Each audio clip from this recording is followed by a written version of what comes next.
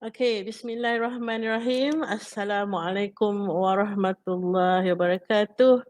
And good afternoon, everyone. Welcome back to the show.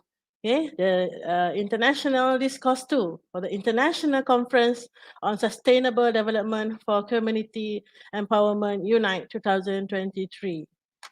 Okay, Alhamdulillah, this afternoon we have 5 panels, okay, will be here with us, okay, and we will discussing on the involvement of industries and agencies, okay, in our community empowerment, okay. So the first panel, we have Associate Professor Dr. Mahathir Ladisma, the Director of Community Network Center, from the Faculty of Administrative Science and Policy Studies, Universiti Mara.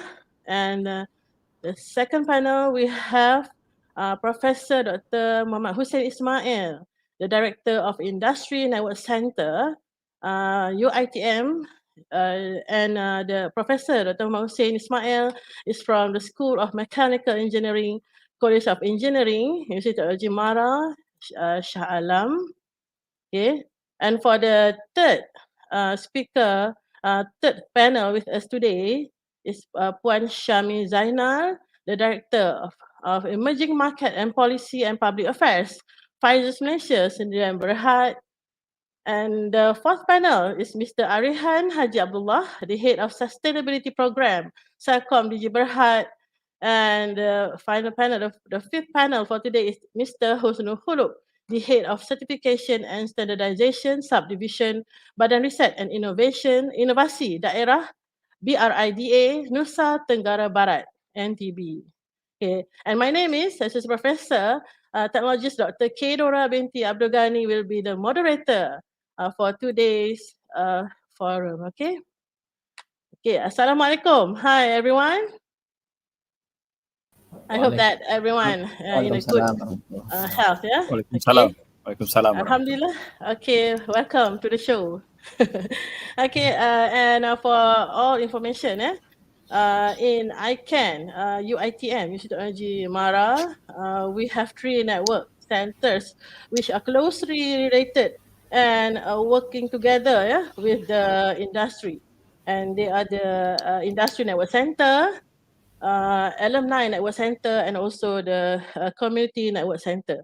So today we bring 2 panels from ANC and CNC, and also 3 more panels from the real industry. Okay, Alhamdulillah. Okay, welcome on board everyone. So now I will read the bio for each panel. Okay. So as I said before, our first panel is the Professor, Associate Professor Dr. Mahathir Ladisma, LS Awis, okay, the Director of the Community Network Center, UITM. Okay, welcome Dr. Mahathir. Okay. Thank you. And second panel is the Professor Dr. Muhammad Hussein Ismail. Hi, Prof Hussein. Okay, Prof Hussein is the Director of Industry Network Center, NSC, and we have, hi Prof Hussein. Okay, and we also have Puan Syami Zainal. Okay, hi Puan Syami. Okay, Puan Syami is the Director of EM, Global Policy and Public Affairs, Malaysia, Brunei and Pakistan for Pfizer. Okay, and let me read some of the bio of Puan Syami here. Okay, Puan Syami Zainal occupies the role of Director of Emerging Markets for Global Policy and Public Affairs for Malaysia, Brunei and Pakistan. Drawing from her background as a pharmacist, she brings a unique blend of medical knowledge and strategic insight to her role in Pfizer. Okay, and with an impressive career spanning 28 years in the pharmaceutical industry, she has mastered a deep understanding of the industry mechanism and dynamics. Alhamdulillah.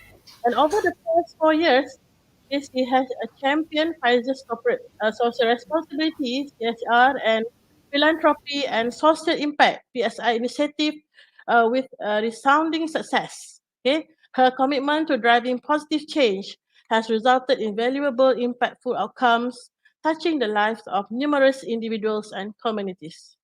Wow, a great bio of Puan Syami. Okay, thank you so much, Puan Syami. Okay, next panel, bio of the panel is for the Mr. Arihan Haji Abdullah, the head of sustainability program, Celcom DG Berhad. Okay, and Mr. Arihan, a pioneer, was a pioneer student of MRSM Kerteh, and completed his secondary education at MRSM Kuantan in 1991. Okay, before furthering his A level at Haileybury College, Hertford, United Kingdom in 1994. Okay, Mr. Arihan holds a bachelor degree of engineering in electrical and electronics, first class honors from University College London in 1997 under Telecom Malaysia scholarship, and a master in business administration distinction from International Business School, Universiti Teknologi Malaysia in 2006. Specializing in strategic management, he has also completed transition to general management leadership and general management strategy module from INSEAD Singapore in 2014. Okay. He started his career with TM in 1997 as an assistant manager at Global Business Division, and his last position was as head of Group Performance Improvement Management Office Division under Group CEO's Office. Mr. Arihan was part of the TM Group demerger team to create two separate entities, TM and also TM International, now known as Axiata Group, in 2008, where he led the conclusion of the framework agreements to govern existing and future commercial arrangement or transactions between the two entities. Following the demerger, Mr. Arihan moved to the Celcom Axiata Berhad as General Manager at International Service Division, then led the International Segment Marketing, and subsequently headed the Mobile Digital Commerce Division before becoming the head of distribution at Escape Axiata Sdn Berhad. And in January 2016, he assumed the position as the head of government license, responsible for the strategic initiative on how to make Celcom a national champion in the eyes of the stakeholders. Positive sentiments through various branding and revenue initiatives, as well as a winning relationship with government and relevant stakeholders to ensure Celcom's sustainability and success. And Mr. Arihan was also a member of the Integration Management Office, IMO, the merger of Celcom and DG to form Celcom DG from October 2021 until November 2022, with Celcom DG commencing operation on 1st of December 2022. Mr. Arihan is now leading Celcom DG sustainability programs, focusing on digital resilience, empowerment, and entrepreneurship. Welcome, Mr. Arihan, on stage, okay? All right. And our fifth panel for today is Mr. Husnul Khuluq, which is Mr. Husnul Khuluq graduated in 2010 from the Faculty of Mathematics and Natural Sciences, University of Mataram, and he became a civil servant for the province of NTB as a planner at the Regional Development Planning Agency for the province of NTB, involved in several projects in 2011 until 2020. So he involved in project of supporting infrastructure for the development of SEZ Mandalika, the working group for the establishment of the Lombok Rinjani Geopark and the Tambora Geopark Samota region on Sumbawa Island. Okay. He also involved in the development working group for Global Hub Bandar Kayangan region and member of the West Nusa Tenggara Provincial Irrigation Commission. In 2021, he became a planner at the Public Work Office at the province of NTB and was involved in infrastructure development in the province of NTB in several provincial road maintenance projects and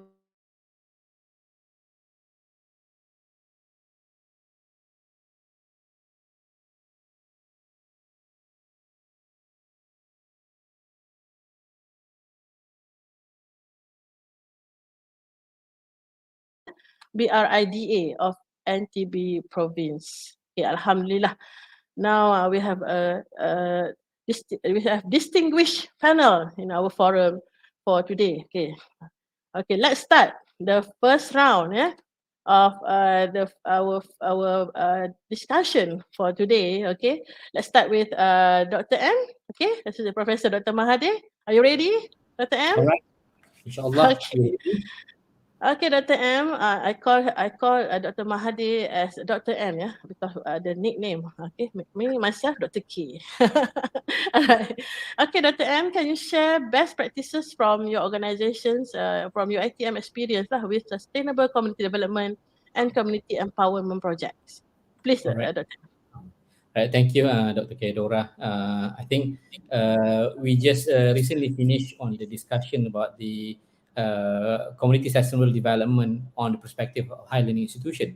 But today, now I'm joining the discussions on the role of our role, especially on the community network center, as mentioned earlier by Dr. K, under industry, community, and alumni ICAN. We have three different departments. So we have here Prof. Hussein under the industry and myself under community.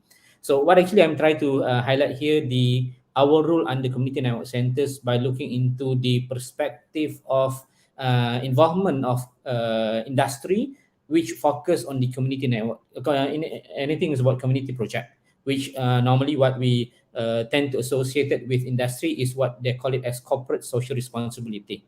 Okay, so I like to share a few projects under our community network center where we working closely with industry. We leverage with industry based on the spectrum of the corporate social responsibility. Okay, allow me to share some project that we have worked, especially on this year, which we working closely with the Celcom DG, and definitely together with us here is Mr.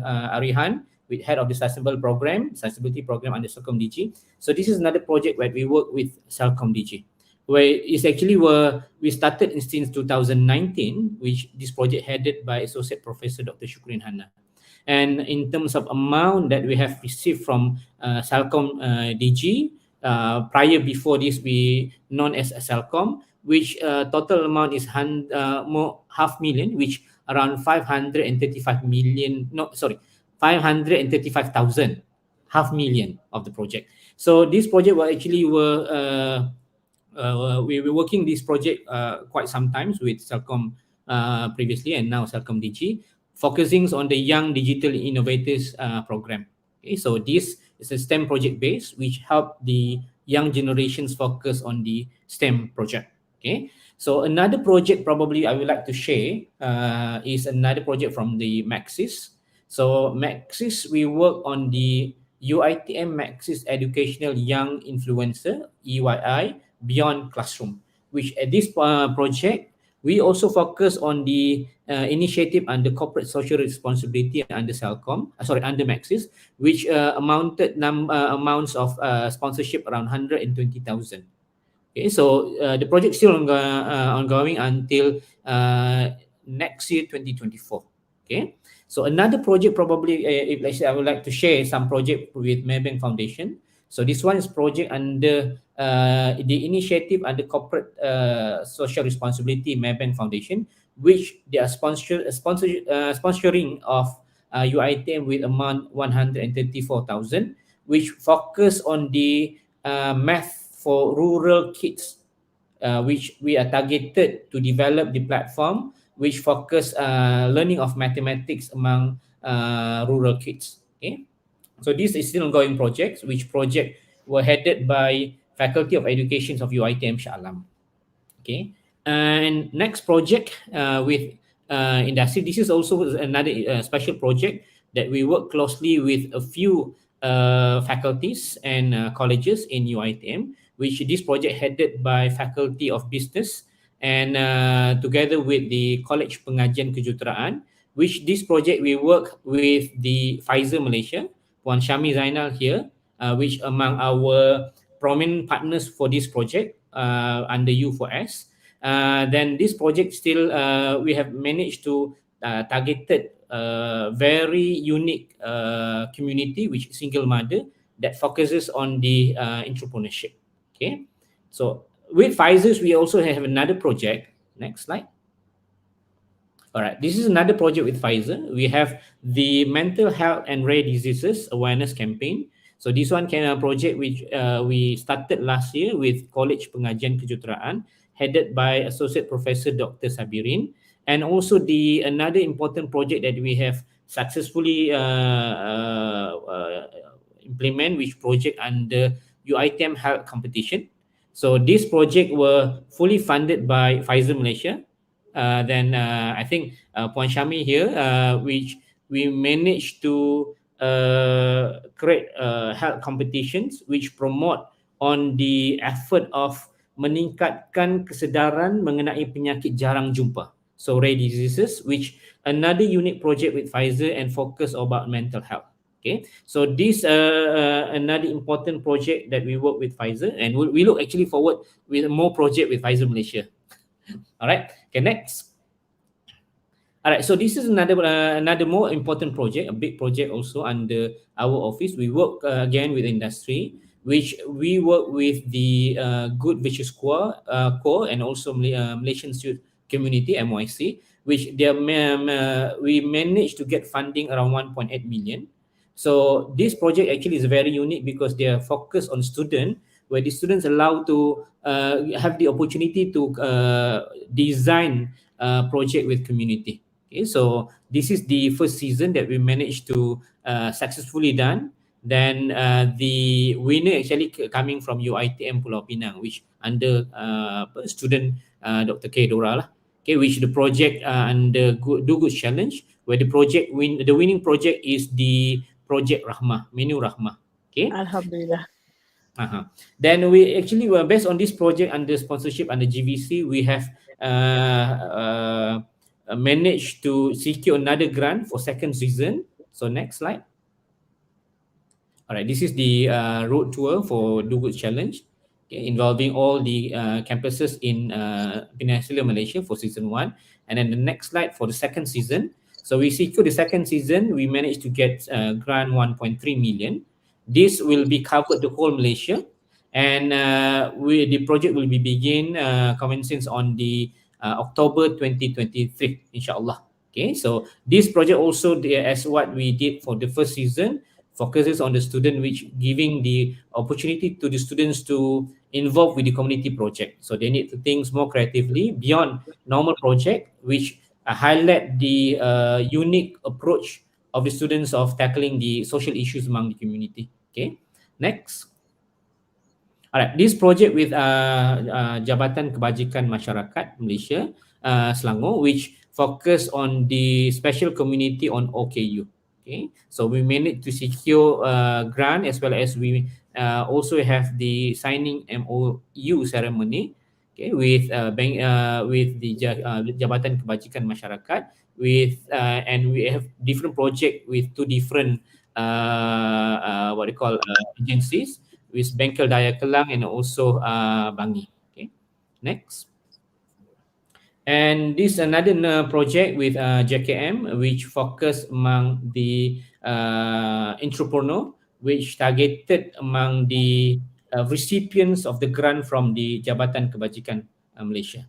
We invite our what they call expert from the business faculty to share some experience on how they help the what they call the recipient grants from the Jabatan Kebajikan Masyarakat on conducting their businesses. Okay, next.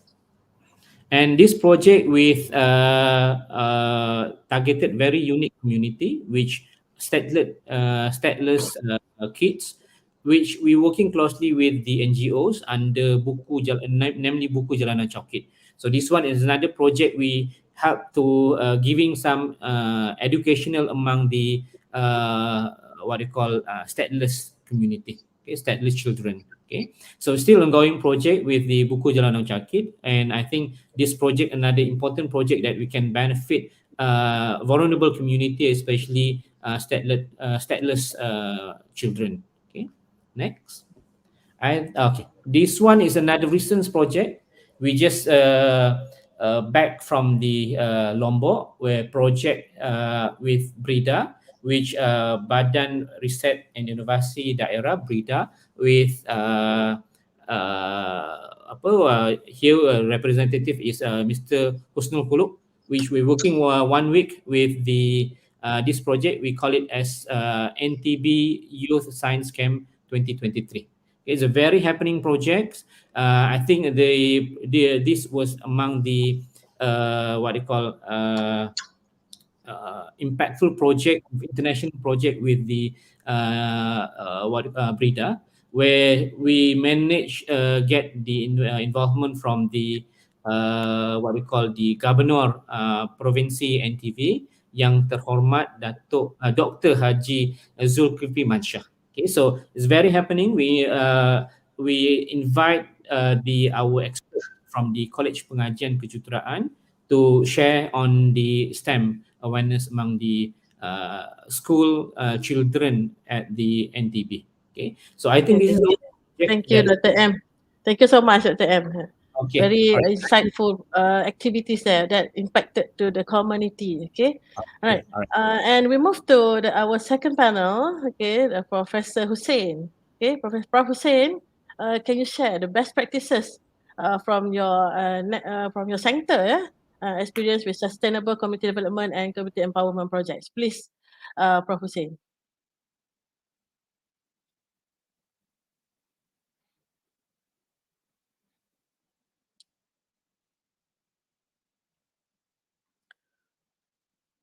Prof. Hussein, can you please unmute your microphone?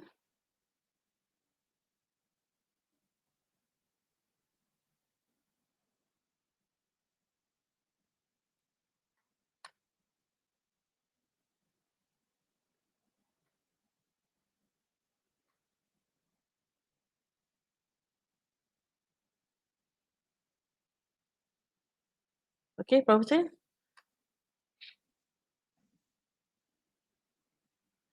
Okay, I think can we move to the third panel? Yeah, we will take Prof. Hussein in a while. Okay. All right. Puan Syami, we move to Puan Syami. Okay. Puan Syami, can you please introduce Pfizer CSR project initiative? Okay, and can you share best practices from your organization experience with sustainable community development and community empowerment projects? Thank you, Puan Syami.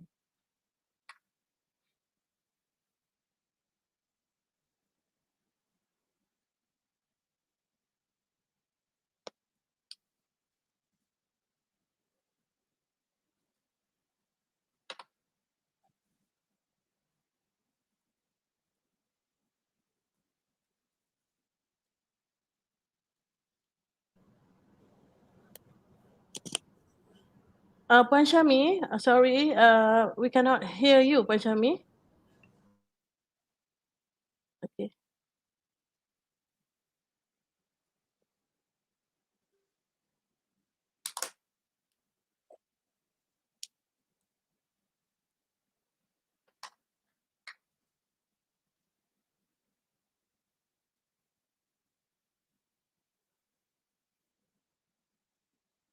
Can you hear now? All right, Puan Syami, we can I hear think you it's the now. microphone was off initially, so I have to on the microphone. Do apologize for that. So I think like I It's mentioned okay. earlier, do apologize, but nonetheless, Alhamdulillah is already able to start. We just wanted to Yes. say Assalamualaikum warahmatullahi wabarakatuh. Good Waalaikumsalam warahmatullahi. afternoon and salam Hi, good Madani, afternoon. salam Malaysia Madani. I must start Salam with that. Malaysia Kalau tak, Madani. tak boleh start everything, yeah. So Yes, first things first, please. Pfizer Malaysia.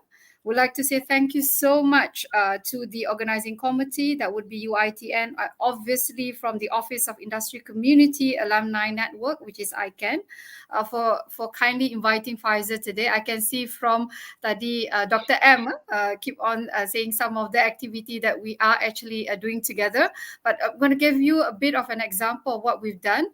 But prior to that, it's extremely important for us to actually to share what exactly Pfizer is actually doing before we move into the CSR activity. So just a wee bit of a disclaimer very quickly, whatever that we share here in the next slide is actually says that it's just a matter of saying that whatever that we share today is still, some of them is already has been implemented, some of them is actually in work in progress, so it may not actually share with everyone how are we going to actually say in terms of the collaboration. So if you go to the previous slide, I hope yes, this is actually what Pfizer is all about in a snapshot. I think everyone knows Pfizer has always been a vaccine organization, which is not a vaccine organization. We've been around for the past 170 years. We are actually located in 127 countries, but we operating countries, and we supply our treatment options and vaccines to as many as 183 countries around the globe. So how do we actually do that? We can't do that without the support of various functions. And for that, we have been working and has already been established as a breakthrough that changed patients' life. And as a result, I think because of pandemic, good and bad, there has never been any pharmaceutical company being listed in Forbes at top 10. And last year alone, we are ranked at number 4 from Fortune magazine to be the world's most admired companies. And we're happy to do that. And Alhamdulillah, during the process as well, we managed to work very closely with some of the academia and also sign MOU for that. And so that's the reason why we're going to move forward to the next slide, whereby the next slide talked about what are the activities that we are actually doing. If you were to look into the 3 activities that we have here, I think prior to that, what we want to highlight is that our program, which is MyReach. MyReach is actually our community project. We've been around for the past 25 years in doing all our community projects in terms of the not just about corporate social responsibility, people known as CSR, but Pfizer called us as philanthropy and social impact. That means you give something philanthropically, you provide something that will leave eventually with the social impact that we're looking at. So for the past 25 years, our MyReach program, which is a coin to Malaysia readiness in community health. And for us, it's all about addressing the difficult, I would say far more underserved and underprivileged communities. And what we looked at majority is to address the national disease burden. Either it is non-communicable disease or non-communicable disease. So that is what Pfizer is actually putting forward in terms of bringing breakthrough that change patients' life. And in this particular slide, we just put forward 3 examples so that it's very clear for people to see exactly what does Pfizer actually do in our MyReach activity. So our MyReach activity spans not just across what we focus only in the area of a specific disease burden. We also look into something that will be able to support the national policy, shaping the national policy, and last but not least, capability in our youngsters in leadership. Now, the first one that is our core program in CSR, which stems exactly as per what Dr. M has already shared an example of how we work together with Universiti Institute Teknologi MARA successfully under the banner of University for Society. We signed MOU. This is one of the biggest example just shared earlier on where we actually look into the mental health and rare disease awareness campaign. I guess Dr. M does not want to steal the thunder, but what we have done successfully during this project is that, yes, we do an activity that is drive awareness on rare diseases and as well as mental health. But the most important thing that we have done is that the amplification of digital volunteerism that we have done. Instead of the normal reach out prior to the past 25 years that we worked, we were able to reach out around 150,000. But after we work with UiTM, and to be exact with University for Society, Alhamdulillah, we're able to reach as many as 1 million people or youngsters out there. We never done that before. Usually it's only about 150,000 for the past 25 years. That is really small. But because of pandemic, good and bad, the leverage on digital volunteerism, this is what we managed to do. And for that, we actually be extremely grateful. And Alhamdulillah, no, because we work with the academia came out between the University for Society, they decided to produce the book. And that's the book that you actually, if you want to purchase, is a Community Resilience Sustenance book. And really, Pfizer is very proud to work together with the academia in this aspect. It's not only to just doing a CSR activity, because every organization does that. Every organization put out funding for that. But what is different with us is that we have an outcome, which is extremely proud of. And then the second one is about policy, because in Pfizer, it's all about doing something that support the national policy. And one of the biggest national policy that the government is trying to drive is amongst the youth. We want to make sure that by the year 2020, our country is a smoke-free nation country. We want to do that. So how do we support that? And the voices of the academia is the most important thing. The voice from the academia will be able to spin off with other partners. And for that, we are very humbled to be able to work with Universiti Malaya in this aspect, whereby they look into multiple programs amongst their medical students and they spread it out to the youngsters, whether it's to the youth or even younger youth, just to make sure that people understand the difference between smoking and vaping and the harmful behind vaping at the end of the day. So that we are really humbled by the Universiti Malaya. Not only that, Universiti Malaya did for the generation end game for the tobacco. The other portion that Universiti Malaya has done very successfully is to actually do the ground activity, whereby they adopted a single PPRT or a community in an urban area where they actually look into mental health. So they focus on the mental health amongst women, whereas if you were to look at UITM, they focus on mental health amongst youth. So that we combine together and it becomes a very powerful program. So it's not just impacting the youth, it's also looking at the actual ground aspect of it. So I think this is one of the biggest examples that we have in Malaysia up till now. When we want to make comparison amongst the global team, where actually Malaysia has done thus far with regards to our community project. And last but not least, the final project that we actually work with and with the academia, where we bring in the international leadership program called Aspire. This is a Harvard collaboration program with Pfizer, whereby we bring this only for marginalized students to learn about the leadership capability. So they actually have an opportunity to work together with all other students around the world and test their capability in their own leadership skill. And they will be trained for the next 1 year to look into how they can become a young generational leader for the future. So that is exactly what Pfizer has done. So not only looking into the broadening of the disease itself that we want to tackle, but we also look into the policy that we want to address together with the government. And last but not least, we also look into the nation capability to a program like Aspire that we actually have. Now, before I pass the floor to the next panel, allow me just to share with you a video. One of the biggest, Yes. another biggest example that we have done, and hopefully the video works for you to play. And the value of our contribution to this is actually 1.5 million Malaysian ringgit, and where we actually touched more than 6,000 population who are underserved and underprivileged to benefit from pneumococcal vaccine. So hopefully it Okay, can please. play. Yes, thank you, Puan Syami. Please, Secretariat.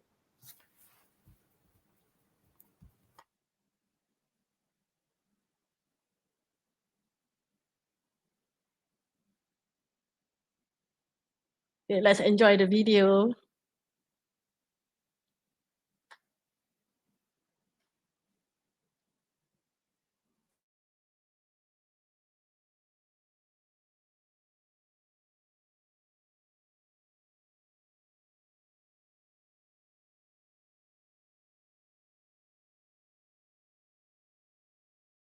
Okay, looks like we cannot play the video for this time being. Okay, and if we have time later, we will try to get the video back. Okay.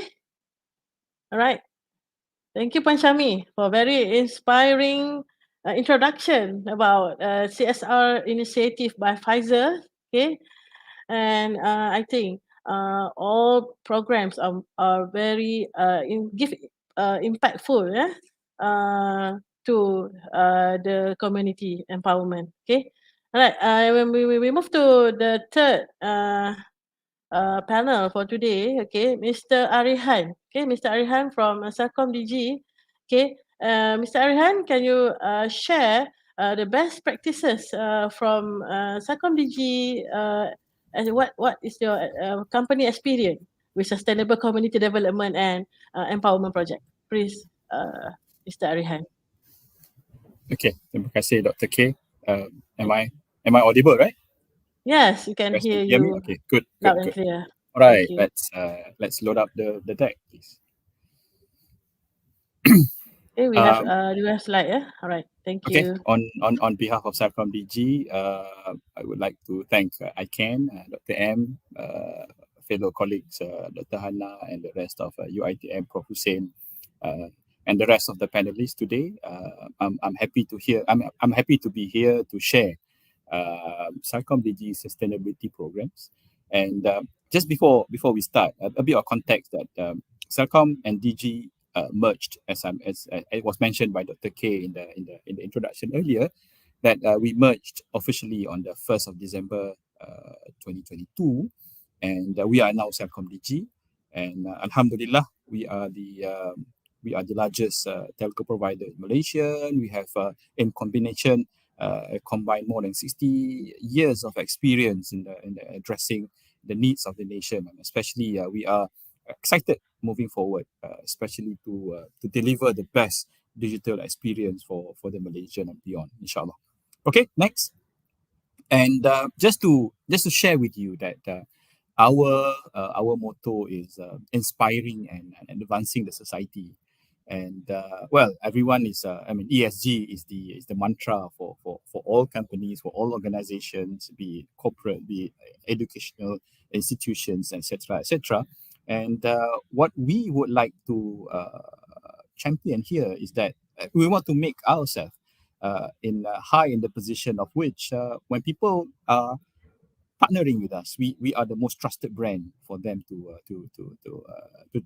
partner. And we are thankful for UiTM and the rest of the IPTA community for trusting in Celcom DG for us to run. Thank you for Dr. M, and thank you UiTM for all such all the opportunities for us to collaborate and partner.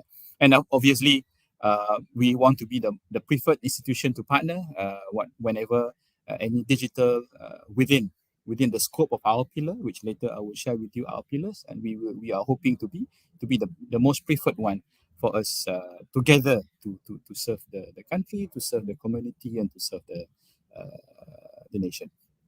And enabler of change. So we also this is where together we want to enable all sorts of possibilities for us to especially delivering digital means and digital initiative to everyone. And these are our pillars. So basically, I will not be discussing more on 2, 3, and 4 because these are more or less have to be in other people punya, I mean everyone's ESG punya cup of tea. But I will today be sharing with you guys more on our inclusive and safe digital access. Next, please. As we want to, as we inspire and to inspire and to advance society, of course, as I mentioned earlier, we want to be the most trusted one to partner with in terms of these 3 main pillars. Digital safety. This is where we are. Later, I will share with you guys what do we do with under digital safety and digital empowerment. This is where we are partnering with UiTM and the rest, especially to nurture future skills, digital future skills, and next gen young people, for them to be developed, for them to be exposed. And some of them, I think UiTM has presented us the opportunity to engage with the so-called underserved communities, underserved students, and etc. And later I will share. I will not be repeating hopefully what Dr. M has mentioned about CDY DIP now, but I will just add some portion of that. And digital entrepreneurs. Basically, we are targeting tertiary. We have program like Siswapreneur. We have program for rural community. We also have program for our own community, which is later I will share with you. We call it PEDI. And hang on a sec. Okay. And next, please. Under digital safety, we have programs called anti-scam. So this is a anti-scam program whereby we are partnering with in the likes of Cybersecurity Malaysia as well as MCPF and etc. So together, we under the Gabungan Bertindak Anti-Scam, we go and basically we go around the nation. We launched it in Celcom DG Tower in February, and soon we are going to Sabah and Sarawak and the rest of the. We've been to Perlis and we are going to the rest of the region. Under Safe Internet, this is where we develop a module called S.A.F.E, stands for Smart, Aware, Fortify, and Empathy. This is where we want to educate the students, especially for them to be safe on internet, as well as a privacy for them to make sure that the data and everything is safe on the net. Next, please. And this is achievement to date. So basically, we have engaged more than 100,000 people, and then we basically we train our PD again. I will mention PD is our pusat internet pusat economy digital. We have 307 centers nationwide. And as for mentioned is the anti-scam. So these are the cities, the country, the states that we have been through. Okay, next. Next, please. And then this is basically we are also educating our customers on anti-scam awareness across our digital assets. We under Facebook, X, Workplace, LinkedIn, and etc. We also it also appears in our digital apps of Celcom and MyDG. Next. And CDYDIP. So this is what basically Dr. M mentioned earlier. FS4A, Future Skills for All. We also partnering with ARUS and UNICEF in order to basically again to complement what we have in CDYDIP. And last but not least, we are partnering with Google actually to spread the knowledge and learnings on Gemilang to the IPTA communities. Next. So this is for FS4A, because we are partnering with, I mentioned just now, ARUS and as well as Ministry of Education. So these are the modules. And next. Next, please. So this is the CDYDIP, and we are thankful for UiTM for giving us the opportunity to serve and to offer this opportunity to the underserved people. And next, please. And under digital entrepreneurship, so I mentioned earlier, so we have Siswapreneur program. So this is Siswapreneur, we are partnering with UMT, we're also partnering with Google to offer bootcamp every year for the past 5 years in October. So this is where we're offering our university students, and we have also offering a BBOS, so-called a digital program for our for university students. Desamol is the entrepreneurship program, digital for the rural entrepreneurs, partnering with KKDW. And last but not least, we also have coaching and microfinancing for PADI communities nationwide. Okay, so I think I think Thank that's you. my Thank you, my Mr. last. Arihan, Yep, thank you. for So the initiative. We found we can see that really sustainable projects. Okay, from your organization. Okay, and thank you for trusting UiTM for and carry out the activities with our warga, staff and students. yeah, Okay, and I think yes, scammers everywhere now. We live with them every day. Okay, and it is important for us to know to aware the digital safety. Okay, right. Thank you, Mr. Arihan. So now we move to Mr. Husnul. Okay, Pak Husnul. Okay, are you ready, Pak Husnul? Okay, Pak Husnul. Can you Okay, I'm share? ready. Yes. Can you share the best practices for organization? Okay, and how these activities empower the community development. Okay, please, Pak Husnul. Okay. Uh, First of all, Assalamualaikum warahmatullahi wabarakatuh. Waalaikumsalam warahmatullahi. Okay. Thank you for the UiTM as the host of this event.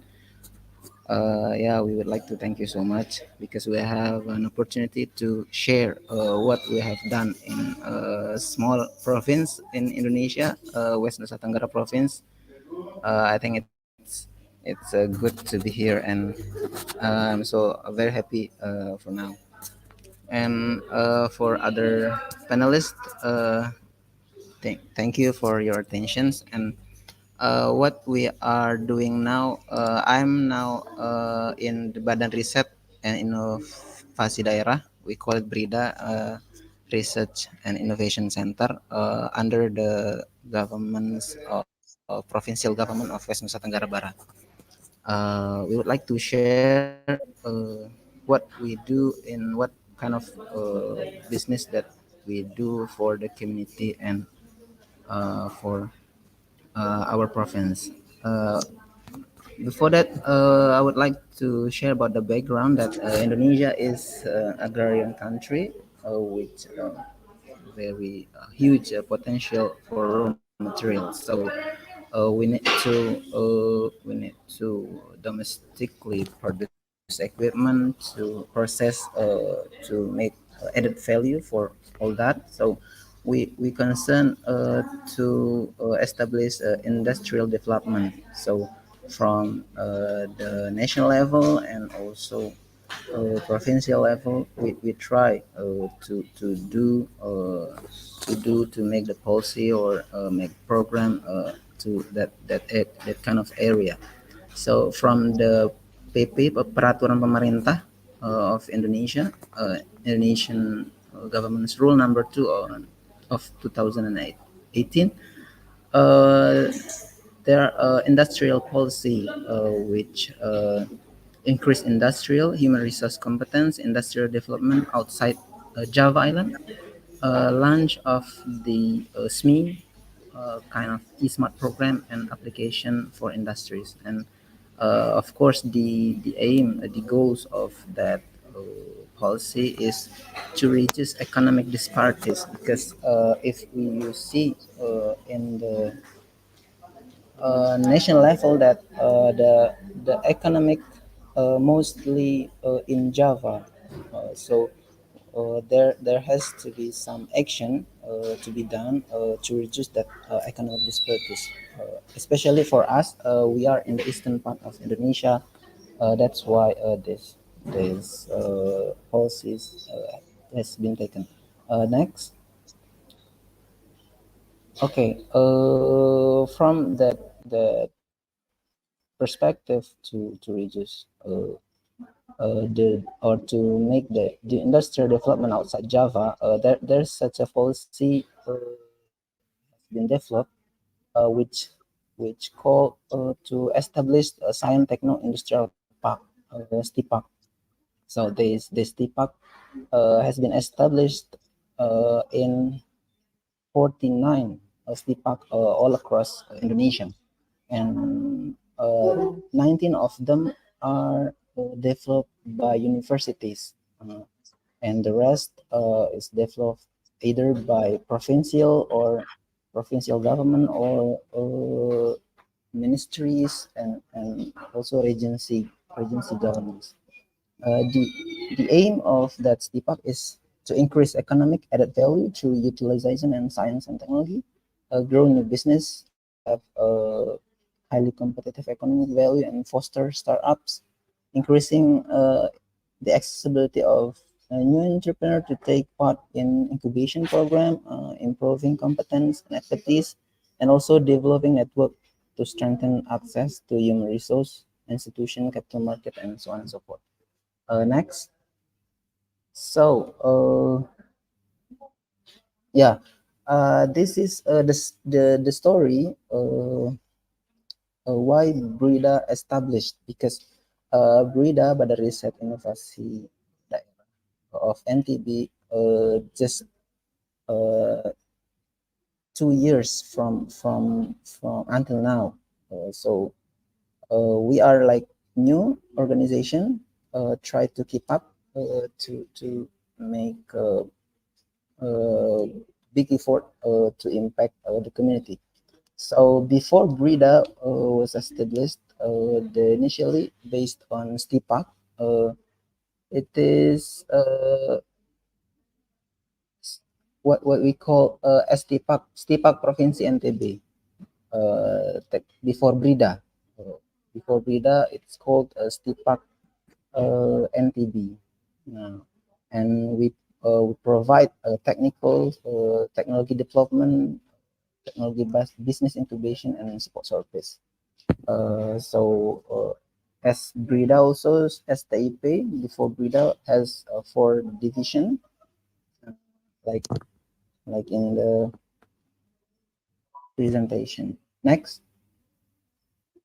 Nah, From 2002, as the improvement of STP and STPAC, and guided by the mandate of presidential regulation number 78 of 2021, and in the national level has been established BRIN, Badan Riset Inovasi Nasional, that in the in that regulation that it's mandatory for all province and regency or Indonesia to establish BRIDA as innovation center in every province. So the, the BRIDA since 1 January, 1st January of 2002 was established, and its goals to realizing integrated research, innovation, and technology ecosystem as a solution to the problem of economic development in the province of Western Nusa Tenggara. Next, yeah, here's the structure. The head of BRIDA is Dr. Haji Abdurrahman, and the secretary Retno, and all of the head of division. Next, yeah, this is for the scheme of BRIDA. The goals is how to boost the NTB regional economy through the utilization of innovation and research. Next, now what we've been doing since 2019 and until 2023. Yeah, some of these are the list of program what we've been doing, and we also partnered not only to we involve all stakeholder possible to reach this our goal.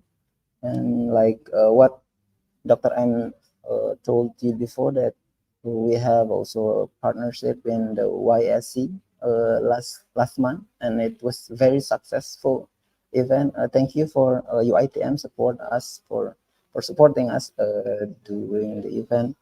We hope we can make a bigger one and a better one next time. So it was very happening.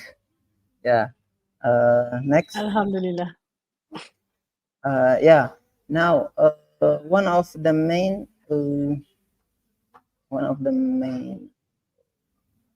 agenda of BRIDA is how to utilizing science tech and create a push to industrialization process in NTB, to push industrialization, because we start from the the, the raw material, what I told before, that we need some tools and equipment and technology to process to make added value.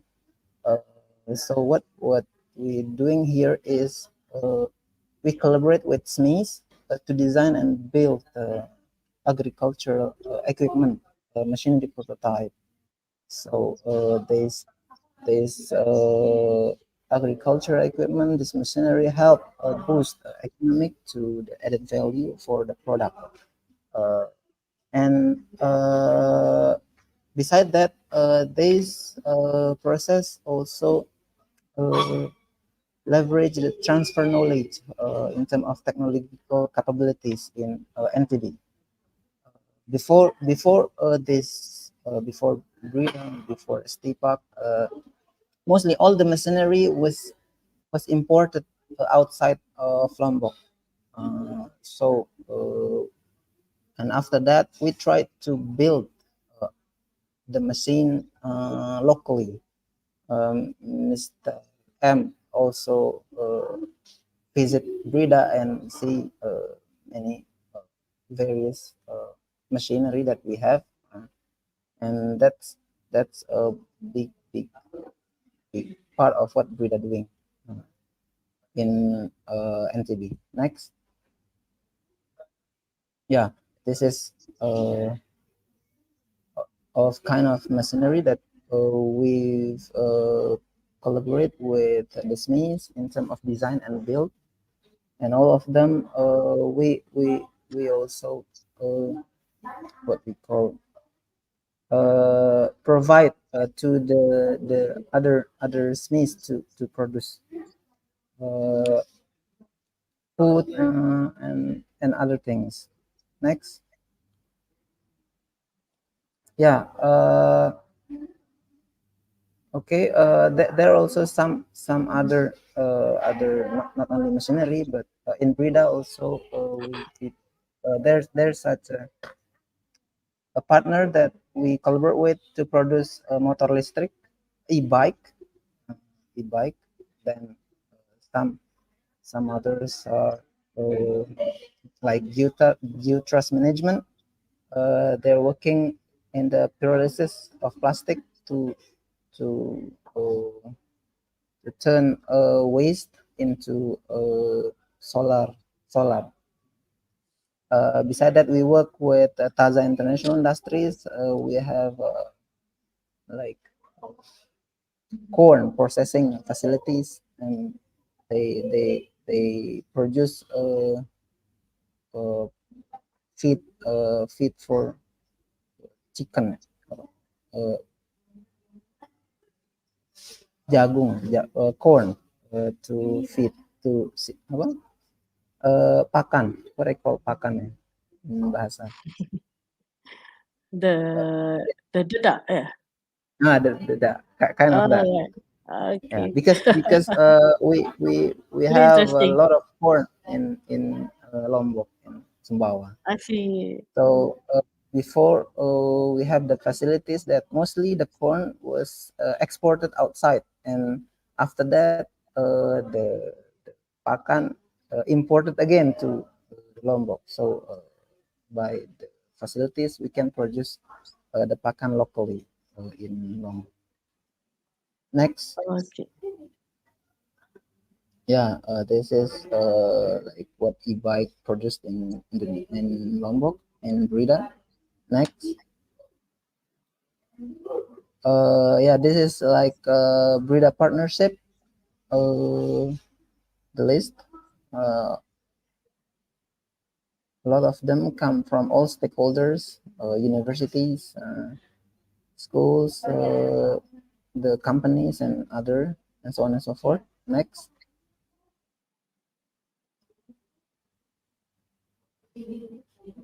next, please. Yeah, this is also what we're doing here, that after the prototype of machinery was produced, we also do the test report for the machine to ensure the quality assurance before it's marketed to the wider market. So through this process we can guarantee that all the machinery is apa namanya, is layak is Qualified. uh, Yeah. yeah, qualified. Okay. Next, next please. Now, one of our program is not just based on the machine and so on and so forth. We also have invested in human resource. We have program called the Seribu Cendikia.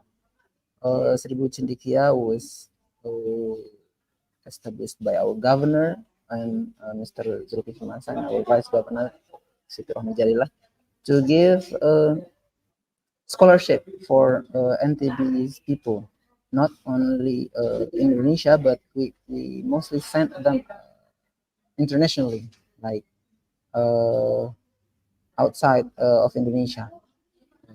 Next, yeah, there are a list of the countries that we send our students to study a master and also uh, S3 doctoral degree. Most of them are in Malaysia, and the most of the students are study in UITM actually. So good collaboration between BRIDA, West Nusa Tenggara Province, and UITM in Malaysia. Other country like Poland, China, Hungary, Taiwan, Sudan, and other countries. Next. Yeah, we also have a program we call Rumah Bahasa. We call this Rumah Bahasa doing the training for English,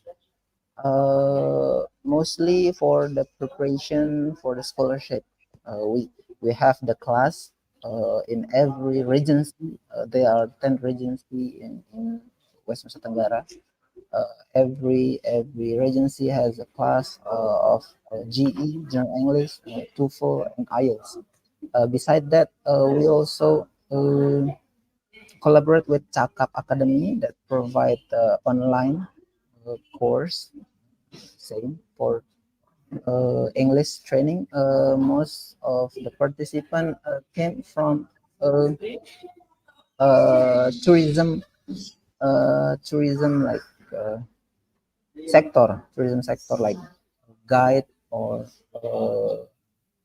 the one who work in small souvenir to leverage their English proficiency, because now days like in Lombok, we also become one of main destination for tourism destination. We have several international event like now we have like MotoGP, like what you have in Sepang. We have Indonesian series in Mandalika, and other international events. So it will attract many tourists. So we do the English training for them to boost the communication skill. Next. Yeah, this is like what we've doing last month with UITM. We called ESC, Youth Science Camp, science project. We collaborate with UITM, UNRAM, Universiti Mataram, University of Teknologi Sumbawa, and LIT. We hope that next year we can do the similar one. Next. Yeah, this is Cakrap. Next. And for now, we still hope that we will have a BRIDA as a area that this is the master plan, but the existing building is not like this. We still hope that in the next year we can have a budget to build all the facilities, so we can provide a bigger impact for community and for environment. Next. Yeah, I think that's. Thank you very much. I have some videos. Maybe if it's possible, we can play it. And thank you. Thank you, Pak Husnul. Okay, Secretariat, are you ready with the video from BRIDA? Thank you. Jadi pertumbuhan dari Magot kita juga lebih efisien, lebih efektif. Gitu. Kita juga mengefisiensi waktu ya, terutama dalam pengelolaan limbahnya. Nah, dengan adanya mesin ini kita sangat dibantu. 1 ton itu bisa kita cacah selama kurang lebih 1 jam.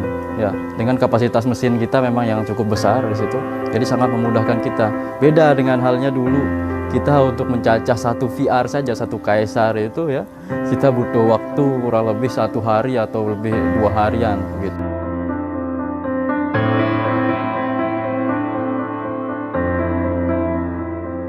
Itu masih menggunakan cara manual. Caranya mengikat itu beberapa tangkai itu daun kelornya kemudian digantung.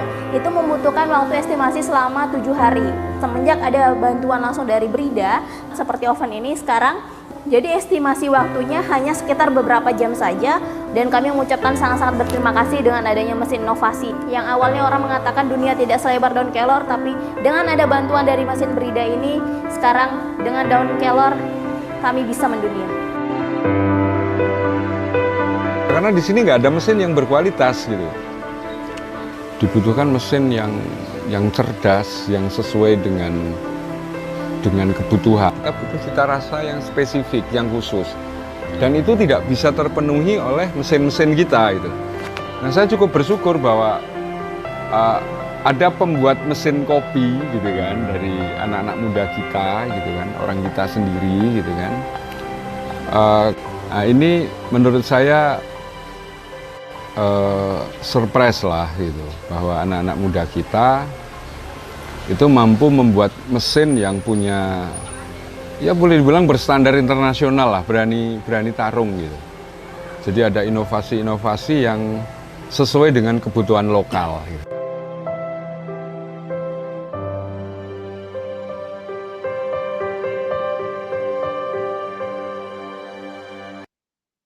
Alhamdulillah, really interesting projects from Brida. Congratulations, Pak Husnul. Okay, thank you, Pak Husnul, for sharing. And now we move to Prof. Hussein. Oh, okay, we have another video. Seems like we have another video. Right.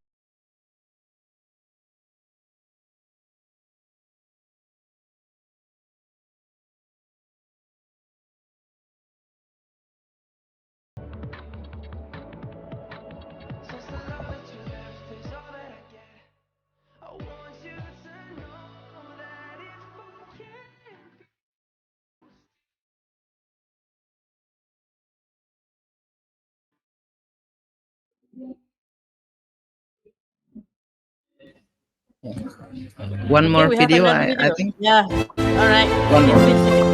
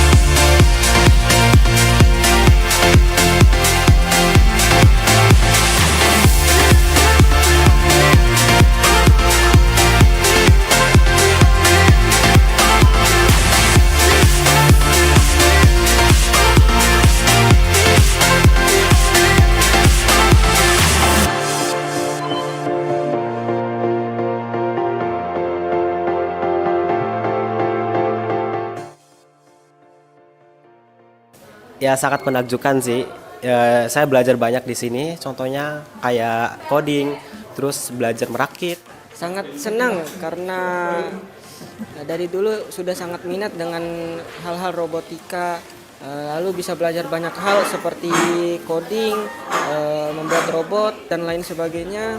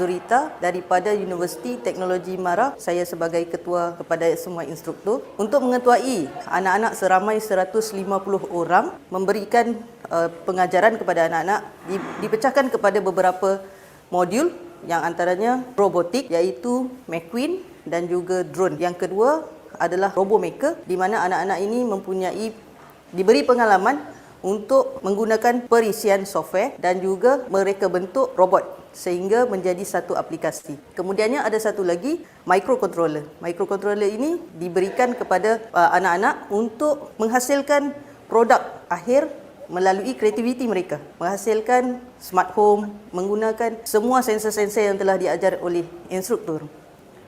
Saya Dr. Muhammad Farid bin Misnan daripada Universiti Teknologi Mara, Malaysia. Saya sebagai instruktur microcontroller. Di program di acara ini, ibu bapa perlu buat satu smart home otomatis di sini. Ada impaknya nanti di luar. Ada banyak produk daripada ibu-ibu dan bapa-bapa guru dan dapat manfaatnya ilmu-ilmu macam mana mau buat programming dan coding untuk otomatis. Semoga diadakan lagi ya tahun depan.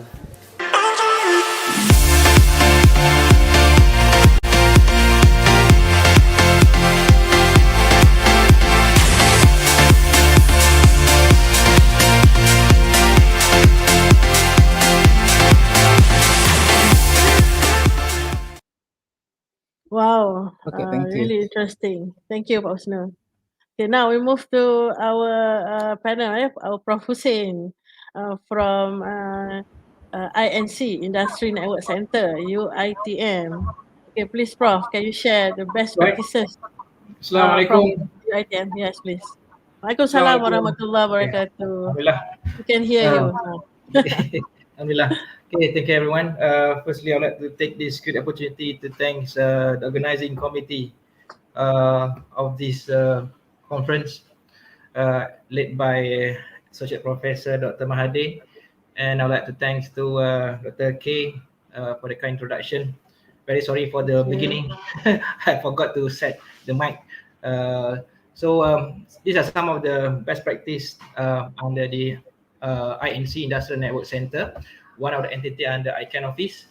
The purpose of the Industrial Network Center is to leverage on academia industry strategic partnership through strengthen sustainability of academia, industry collaboration through expertise sharing and infrastructures.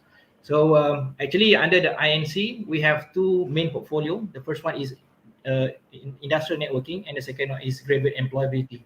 So, please go to the next slide. Right. So when we talk about the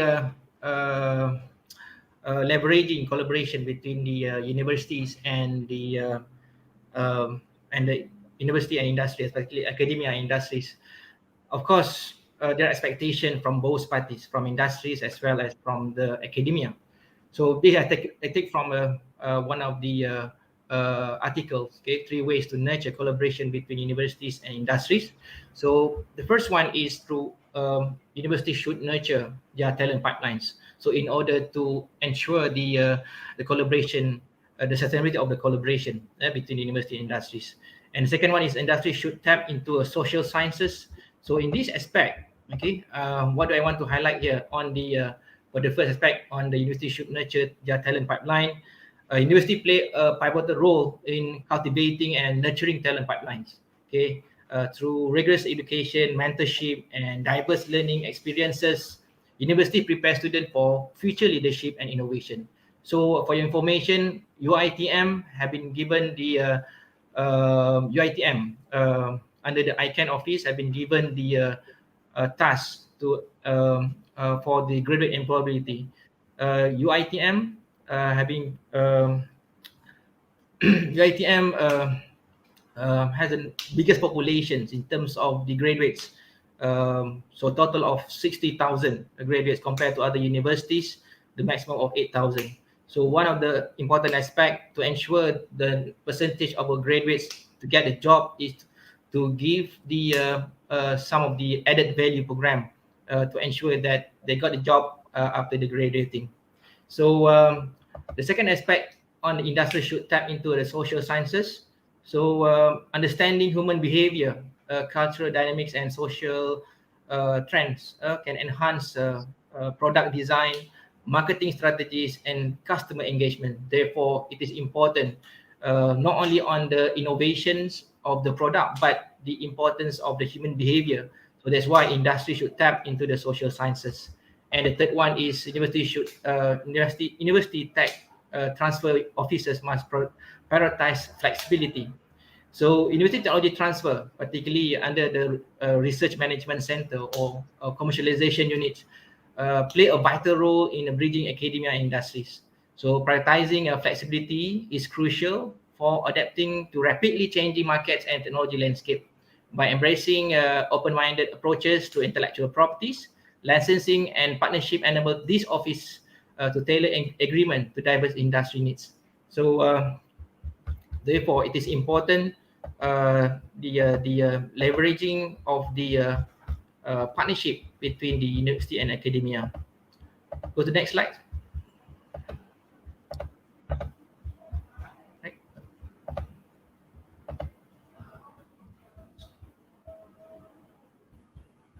Okay, so we believe that in synergizing the partnership, we have two important entities. The first one is internal partnership.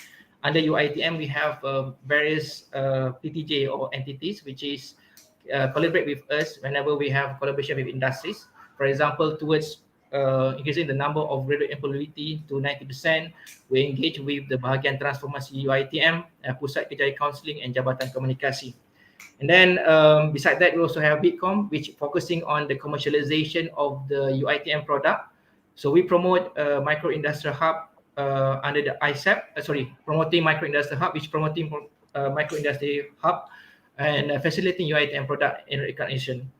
And the third one is ISAP, which offering micro credential program, because some of the industries, they are looking for the short-term program or short courses to elevate the knowledge among the staff. So we collab with ISAP on the micro credential program towards upskilling and reskilling.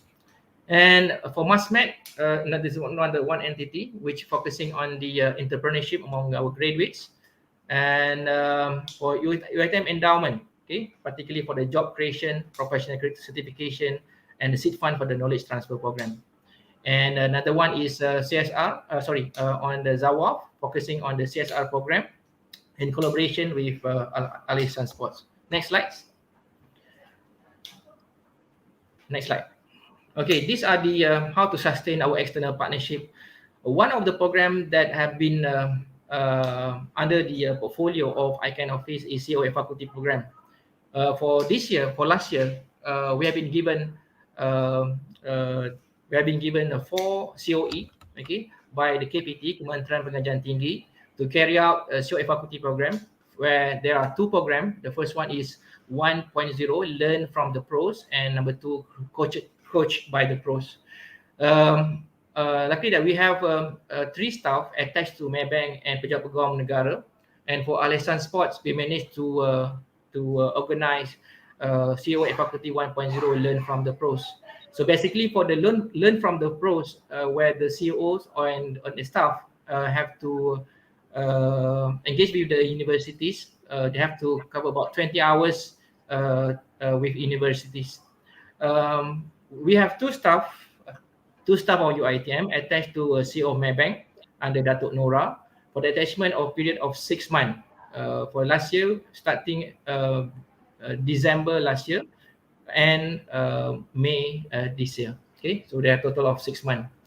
And then MACD, we had an MOU with McDonald's last year, and for this year, we have organized a road tour UITM throughout UITM campuses. We have divided into 5 regions: Northern region, Southern region, Central region, East Coast region, and Borneo region. So we have a total of more than 12 road tour session for the McDonald's.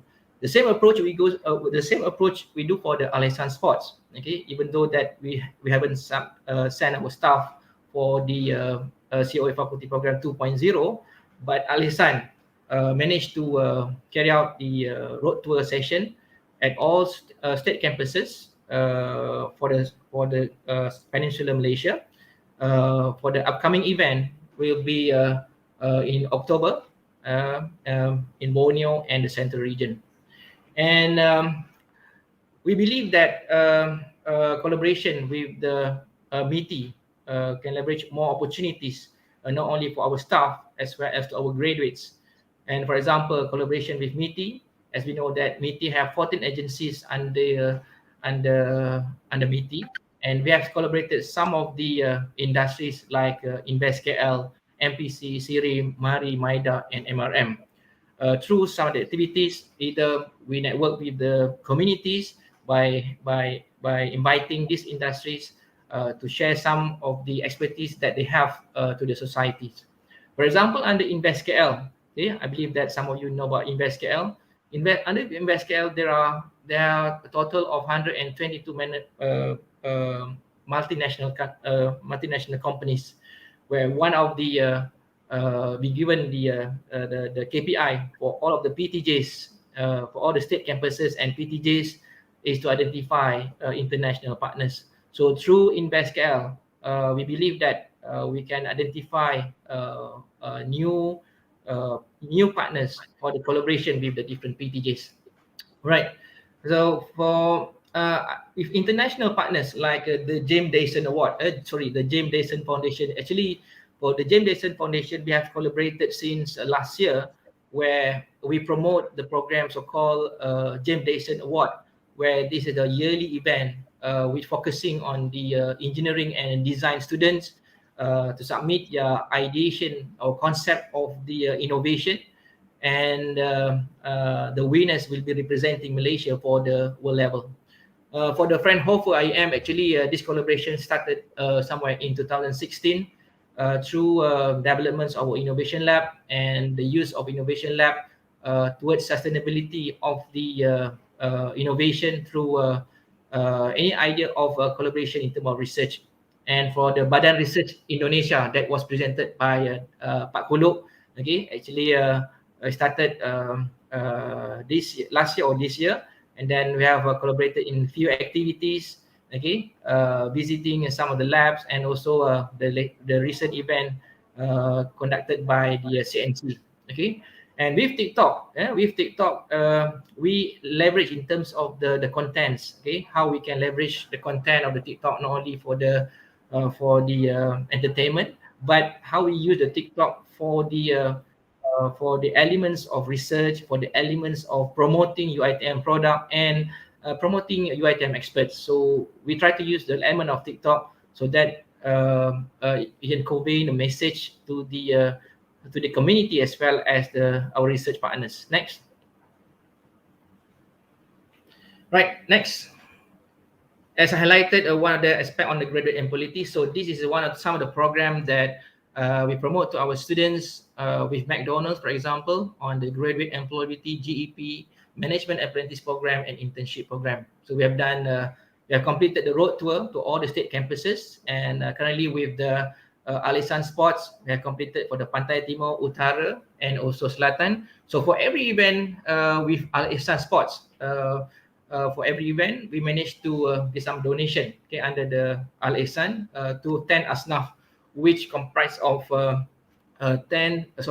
students, 3 staff, and 3 communities surrounding. Okay, so far we have a total of 10 road tour. So we have hundreds asnaf that have been benefited from this program. Next. Okay, towards leveraging collaboration under GE unit. So these are how we map the industries, particularly at the end, they help for the graduate employability. For example, Maybank Foundation, how they engage with us towards a scholarship. So we believe that for the GE, we divide it into 2 aspects: long-term GE and the short-term GE. For the long-term GE, for example, scholarship that offered by the industries like Maybank, CIMB, and Petronas. For example, Petronas last two months they approached us to give the list of the students which have a CGPA of 3.5, and we managed to give the names of about 2,500 students, and then filtered by Petronas, and hope that some of them will be promoted under Petronas. And then for the Panjana Career Advancement Program, so these are the program, the list of training providers which offer the program towards upskilling and added value program to our graduates. And professional certification, some of the company approach us offering the program to our graduates. Then we provide a platform sharing session to our graduate just finish their academic calendar. Then some of the opportunities direct to the students. Okay, and next, internship and career opportunities, depending on the agency that organizing the internship or career opportunities. For example, last month there was a program by MIDA which was conducted in Penang and also in Shah Alam. So we promote to our students, especially for those who are graduating these semesters, to see the opportunities that offering under the agency under the MIDA. Okay, and beside that, we also divide into a talent search competition like the James Dyson Foundation, integrated learning program through Maybank, and FYP industrial based project. And others basically depends on the nature of the collaboration. Some on CSR, some on the on research collaboration. So we put everything together under one portfolio. Next.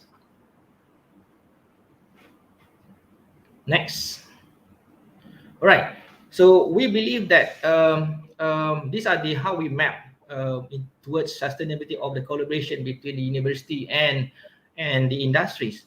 So every PTJ or every faculties, they have the internship students. So in order to ensure this internship have values, because some of the faculty, they have the internship period is very short, about 2 months. So the student doesn't have enough time, ample time to study a lot during the internship. So how we engage with industries to ensure that the value that the student can get is by introducing this final year project or final year project industrial base. So after completing of internship about 2 to 3 months, and the lecturers or the visiting lecturer will visit the industries, might offer the final year project, which actually the continuation from the internship. So at least the final year project done by the student have some values. The values is not only just for the sake of FYP, but the most important thing is the value throughout the final year project, where the final year project is co-supervised by the industry as well.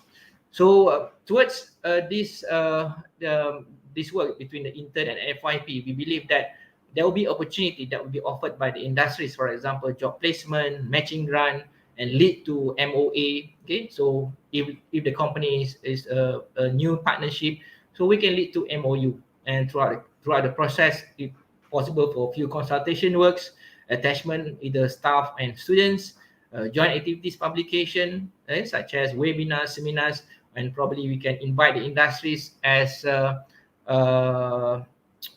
industries at UITM or industry in universities. And then share IP, if let's say that there's some innovation activities where the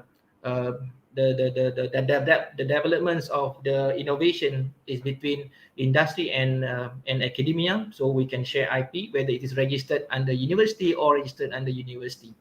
And another aspect is to CSR.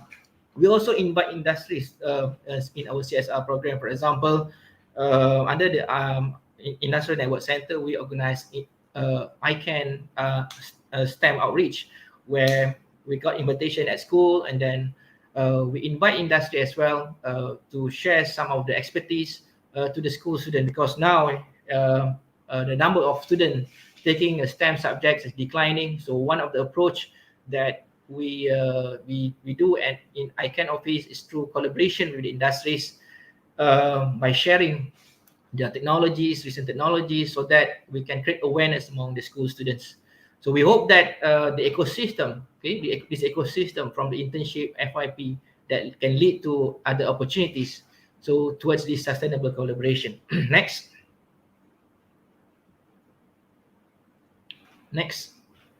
Right, this is one of the example of how we engage with the schools as SMK Section 9, one of the sekolah angkat in Shah Alam. So we have signed the strategic partnership where it is witnessed by the Timbalan Net Chancellor during that time in 2020. Next. Right, so these are some of the activities organized there. You can see there the solar car. So this solar car is the car that not only representing UiTM but representing Malaysia. For your information, for this year, we'll be representing Malaysia for the upcoming Bridgestone World Solar Challenge in Australia, where we built the car and then we have to compete with other countries for the 3,000 kilometers from Adelaide to Darwin. Okay, next.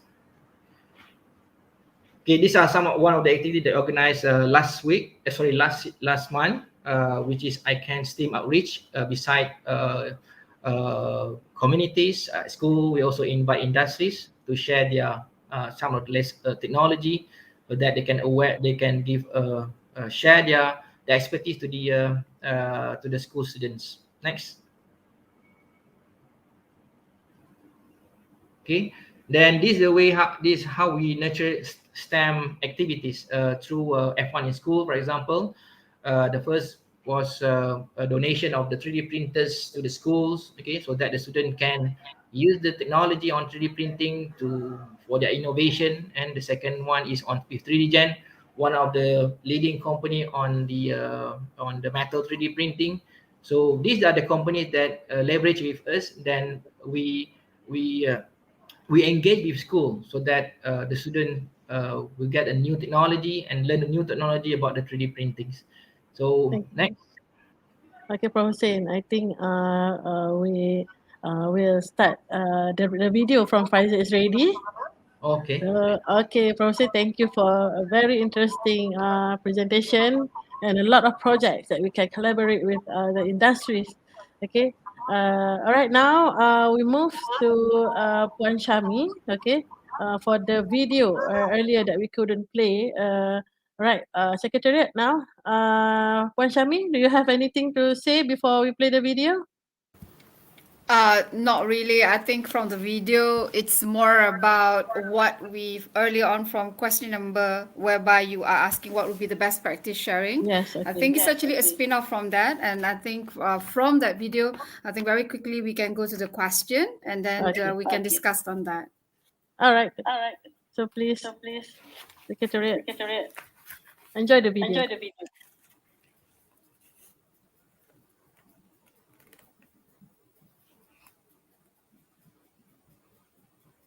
Well, too bad there's no music. Sound.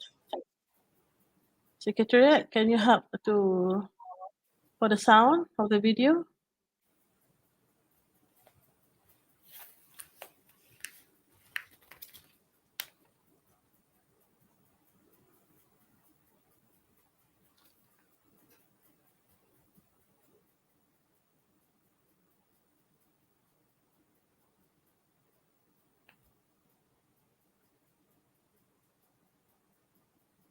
Well, I guess I have to narrate the video, yeah? Yeah. Please, Puan Shami.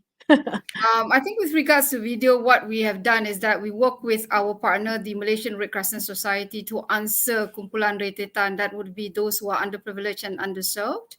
And one of the biggest things that we looked at is that how we can reach out to them. And this is one of the sister partners, NGO from Malaysian Red Crescent Society. They have at least 16 sisters NGO. Be Vital is one of them. So what we've done is that we actually literally go out to the rumah orang asli, or they would say underprivileged or underserved, and we went there and we provide a vaccination program, and we have touched around 6,000 population within less than 2 months, and that's where the value of the contribution to the society is approximately 1.5 million. And I think it's very sad that you can't hear what they have said. I think the most important thing is to hear what they would say, because at the end of the day, I love the way they put it out by saying that they should lindungi diri, lindungi keluarga, and they would definitely would be able to lindungi semua. So it's very sad that you cannot hear the sound of the video. I think in that case, we probably would be able to ask the first question rather than we actually try to wait what would they actually have to say. It's really sad you cannot hear. Puan Shami, I think at YouTube we can hear the voice of the video. We can hear Oh, the is that voice so? on YouTube. Yes. So we let the video to finish first, yeah?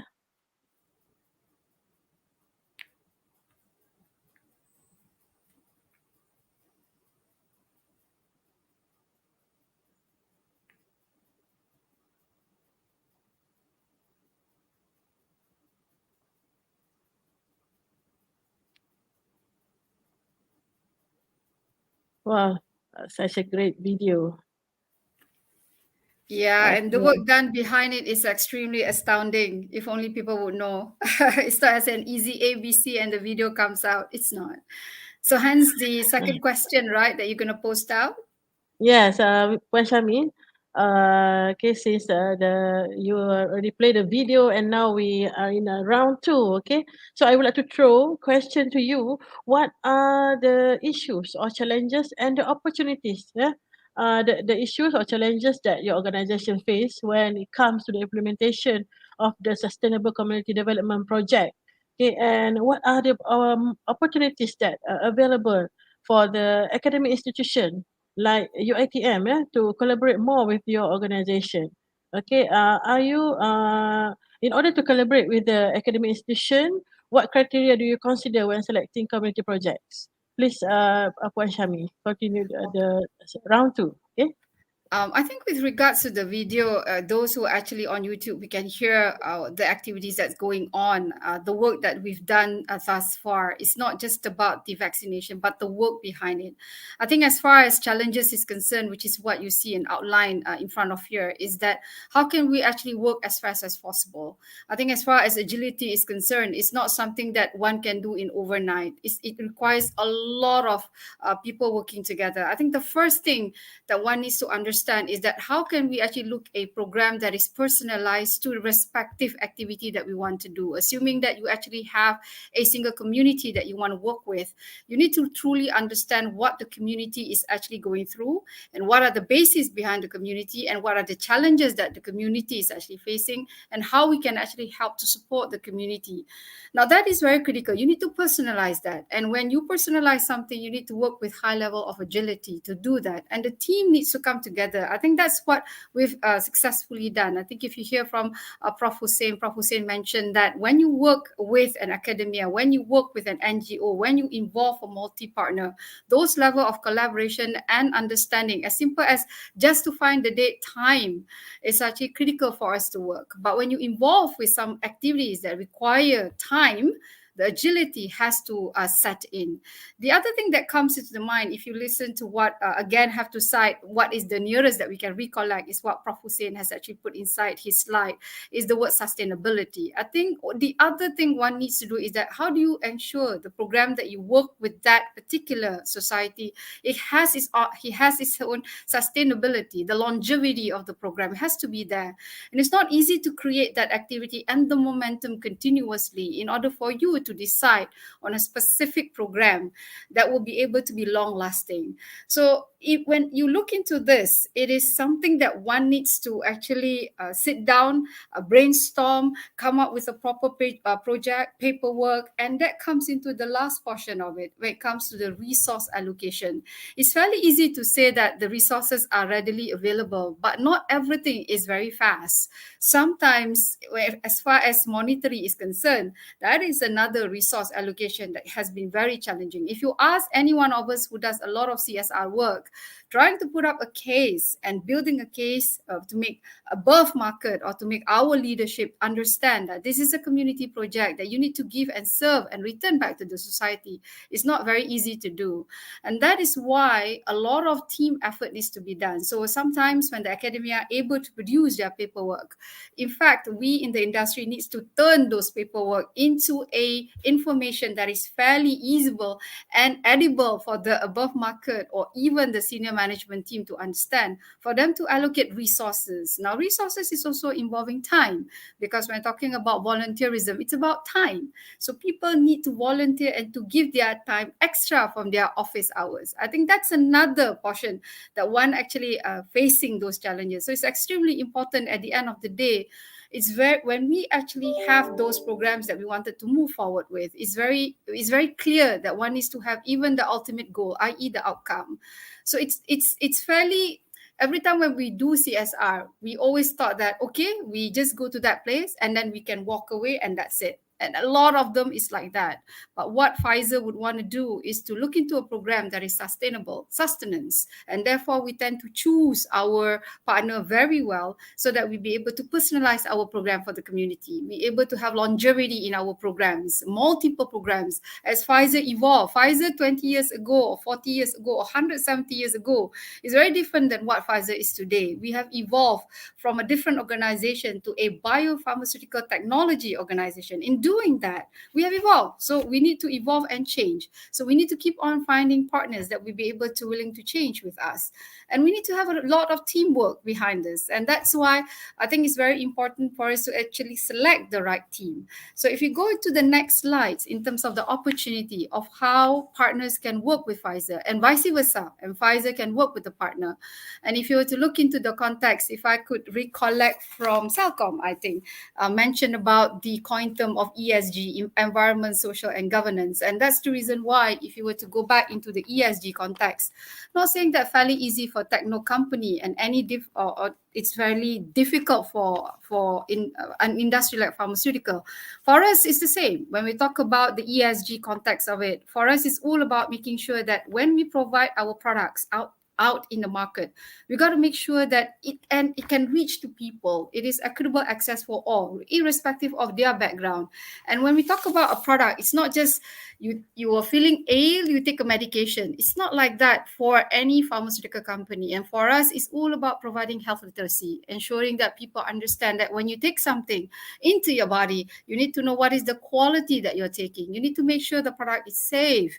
And you need to make sure that you'll be able to allow those information about the product being received and also shared with other people in a correct manner. I think the other portion, as far as the digital, I find it very interesting when you actually have different people from different organizations, when they spoke about the importance of with regards to the scammer. So those is the same as having information that is considered lapo, old information. So how do we actually ensure that people get the right information? One needs to mitigate that well. So that's the reason why when you work with Pfizer, one of the key things that you need to align is to make sure that the value is similar, what we want to provide forward. As far as the product is concerned, we want to make sure that we are providing equitable access to as many people as possible. We're talking about education and literacy. We want to make sure that the literacy able to reach out as many people as possible, as far as possible. And the power of digital and the partner that we work with will be able to bring that value. And then when it comes to the design of the program, for Pfizer, we don't want to have a touch base, one single project and that's it. But obviously, for organization like us, we want to find a project and a partner that are creating long-lasting program, that we can actually provide those sustainability back to the society, returning back to the society. Therefore, we speak aligned with the UN SDG. We're not just putting the UN SDG as a number, but you really live by the context of the UN SDG. And want to live something that is positive impact. So what are the positive impact that we'll look at in when you collaborate with an organization like Pfizer? And for us, it's actually with regards to an example again to what the project by UITM that we did for mental health and rare diseases under the banner of ICAN, and working together with University for Society, with University of Malaya and University of International Islamic as well. The successes in terms of producing a book is something that you can leave behind for the youngsters to look back as a resource for them. So that is one of the positive impact that we're looking at. The second positive impact that we're looking at is something that can change policy, align with the government, making the nation becomes healthier, for example, under the GEG, Generation and Game, the promise that we want to give back to the society, that we are going to have a smoke-free nation by 2030. That is a dream, that is a goal. So Pfizer will want to work together with this group of NGO, with this group of partners, with this group of academia who's willing to live the same banner as much as Pfizer is concerned. And before I pass the floor to other presenters and other panelists who probably would add on what are their challenges, what are their opportunities they would want to work with the NGOs, with the academia, with other industry. We can collab even between Pfizer and with Celcom, with whatever organization. We're happy to do that. But there are area that will be able to benefit both parties for our nation and for Malaysians and even those from Southeast Asia, because we have our Indonesian partner here. So let me play the last video. I hope and I pray the video can be played and it can be heard by those who are actually on YouTube. So it actually ends the session from my end, and I pass the floor back to Prof. K. So please, the video. Thank you, Pashami. Yes. Okay, the Secretariat. Can you play the video? All right. Thank you, Pashami, for very interesting presentation. Yeah. All right. Now we was not meant to happen. Neither was this. Or this.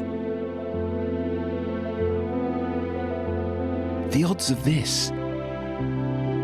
No chance. The second. How?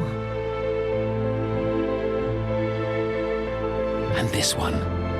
Not in a million years. It simply shouldn't have happened. But somehow, they did. They did. They did. Science will win. That's it, Dr. K. Science will win for us in Pfizer. Thank you so much, Pashami. Really great sharing from Pfizer. Okay, now looks like we move to the final section of our session this afternoon. And I would like to ask, to throw the question, okay, to Mr. Arihan Haji Abdullah.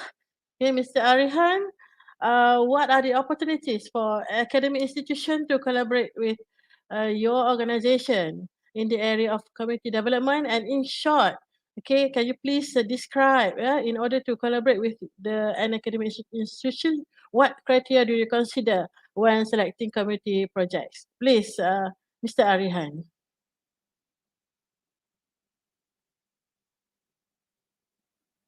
I was thinking that I also want to show mine. So Video. please, the video, please. Yes, please, Secretariat.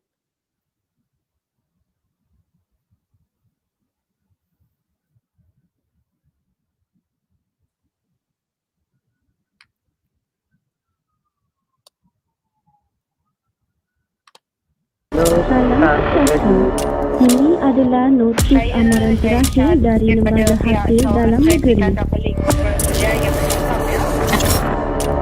Polis Putrajaya menerima 137 laporan kes penipuan atau scam. Seorang wanita kerugian wang lebih RM132 akibat terpedaya dengan sindiket Macau scam.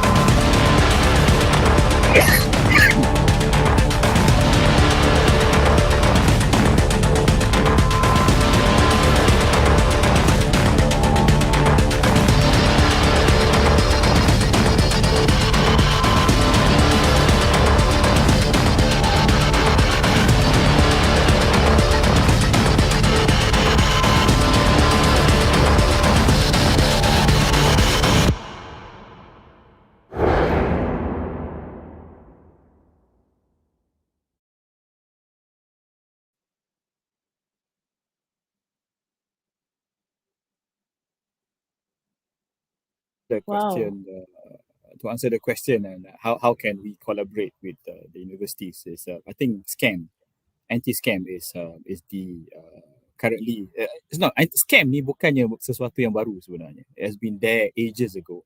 If you look through reports about scam, there are so many. I mean, in many years ago, people already got scammed, and believe it or not, people continue kena scam. And the thing about scam is that one thing for sure that we need to appreciate is that the transactions are actually legal transaction.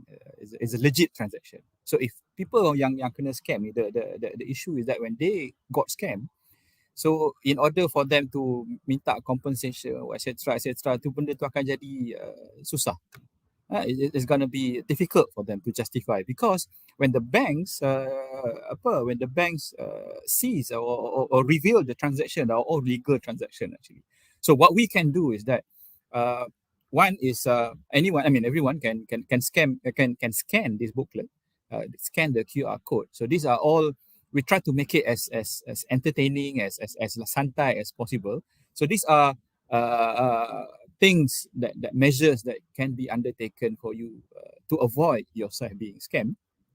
And there's one number that everyone needs to remember. And in fact, what we would like universities, because considering I was told that the community in the universities are more than 1 million, inclusive of the students, the lecturers, and everyone, pentadbir, the non-academician, and etc. So more than 1 million. I think it's maybe more than 2 million nationwide. So spread out this awareness, this notion of which we are championing a cause mengatakan bahawa sebenarnya scam ni is not a matter of if, but anyone can get scammed. It's just a matter of when. So kita kena we have to be cautious, and we have to have all those knowledge, especially with regards to the latest scam modus operandi. And if so happen that you got scammed ataupun and you heard anyone got scammed, remember this one number. I think very little there is 997. So 997 is a national scam NSRC, National Scam Response Center. So in the event of anyone within 24 hours got scammed, call this number, and inshallah the officers and etc. will be there assisting. And if within 24 hours, I think there is a guarantee for the money not to be totally disappear from the system, because those scammers are terror. And we also I think the latest scam was the latest one when people receive sebelum tu adalah receive invitation for wedding. For example, basically nak ni, and then straight away people have to click the link. Normally is a HTTPS kind of link, but the scammers, they put it there as though as it is HTTPS, but belakang tu at the end at the back there is .apk. So they will basically kacau your system. And latest is police. People got the notification from the police that you got kena bayar saman and etc. So those are those things that we try to go and educate. So universities and institutions, as per what we have shown in Perlis, we are partnering with UNIMAC. So we use basically we host UNIMAC hosted the event. We brought in the content, and then we call the community to come over. So this is a great quadruple helix kind of partnership, whereby the industry, the academia, but to the community, and then the government are all four, which going to be a perfect so-called initiative for the university to come in. And I think that's it from me, and I look forward to everyone just spread this, and let's see when can UITM pula kita buat program anti-scam. Thank you. Thank you, Mr. Arihan. Would love to. Okay, right, Dr. M and also Prof. Hussein will take note on this. Okay, thank you. And we move to our final panel. Okay, Pak Husnul, just short and sweet. Okay, right. Okay. On what are the collaboration opportunity? More opportunities for an academic institution to collaborate with BRIDA, and how you consider when you select the community projects. Okay, please. Okay. I will answer it with different ways, that because BRIDA is just 2 years old. Actually, we already established in 2021. Now we are into 2 years. Because of that, there are a lot of opportunities to develop. So we need more collaboration actually. That the collaboration itself is just happen because of our limitation. So we need partners, we need stakeholders to come to work together to help us to work to NTB people to make a big impact for us. For now, in terms of educational program, we collaborate with more than 20 local universities in NTB. We share some budget to give like scholarship for the student like underprivileged students through the local universities. Beside that, like we've told you before that we send students to abroad. So that's the way we collaboration with UITM and other universities. So basically, we are open for opportunities, not just in education, but in another sector, and that's I think my answer that we will able to work together. Let's just talk. We are open to that. Okay, Alhamdulillah. Thank you, Pak Usnul. Okay, Alhamdulillah. Now, this afternoon we already discussed on the topic of investing in sustainable community empowerment. Okay, and how the involvement of industries and agencies, okay, can explore and foster the sustainable community empowerment and engaging the industry as well as the government agencies. And we already discussed about positive and lasting impacts on the communities by collaborating with private sectors, entities, and public institutions. Okay, so that it can enhance local economics, social well-being, environmental sustainability through joint efforts by the industry and also the public or government agencies. Alhamdulillah. So we hope that this collaboration will continue more and more and enhance in the future. Okay. Thank you once again. I would like to thank all the panels. Okay, on behalf of the conference secretariat. Okay, I would love to thank all the panels for your time, effort, and also insightful sharing. Okay, very inspiring and impactful projects to empower the community. Okay, and my apologize for any inconvenience during the handling of the session. Okay, and also the special thanks to ICAN, the CNC for organizing this conference. Okay, and hope that we will see and we will collaborate more. Okay, we will open more opportunities and collaboration in the future. Okay, so until we meet again, okay, stay safe, stay healthy. Okay, Assalamualaikum warahmatullahi wabarakatuh and goodbye. Salam UITM di hatiku, salam Malaysia Madani. Goodbye everyone. Thank you. Warahmatullahi wabarakatuh. Okay. Thank you. Bye. Thank you. Thank you. Thank you. Pak Hussein, thank you. Hussein. Thank you. Laju. Bye.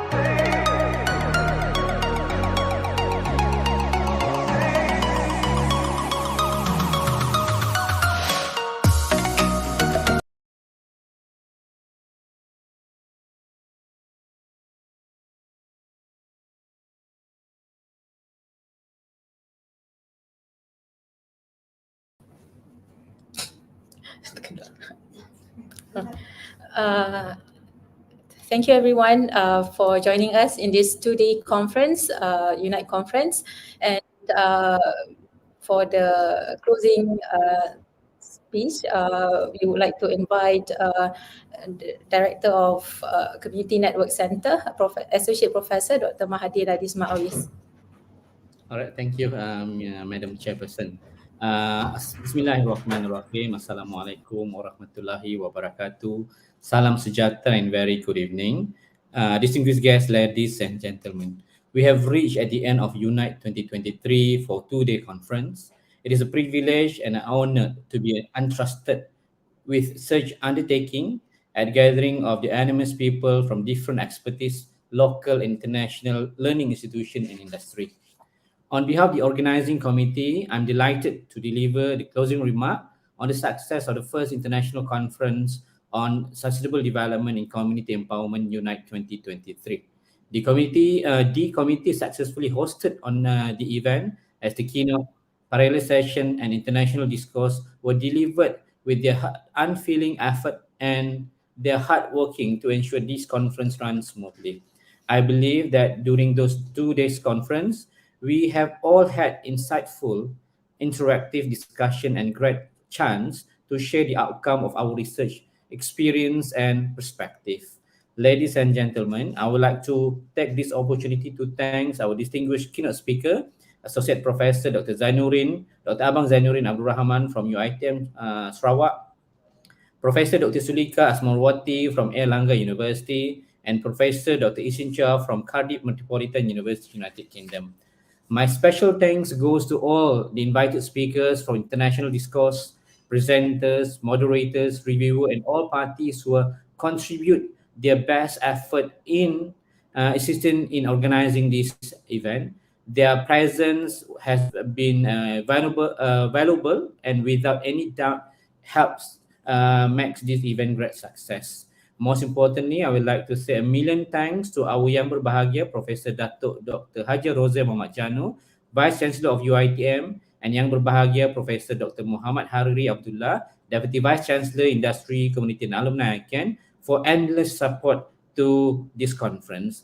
I do hope that unitE 2023 is able to impact us, greatly fosters and empower the society to high impact community project. To conclude, thank you for the great contributions and look forward to seeing you in unitE 2024. That's all. Thank you.